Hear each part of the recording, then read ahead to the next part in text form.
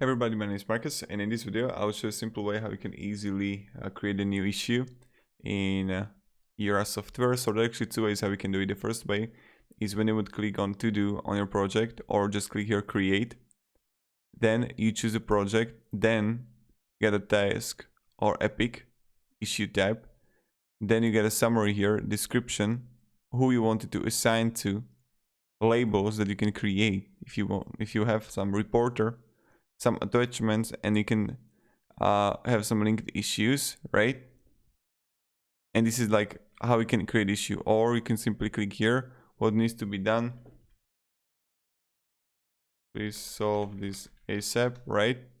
Okay, so this is the first way how what we can do. Now let's just go this way. Summary, YouTube video. In this, I want to create a video. Assignee, me, labels, new label, reporter, okay. Attachment, I'm not going to go. Issue,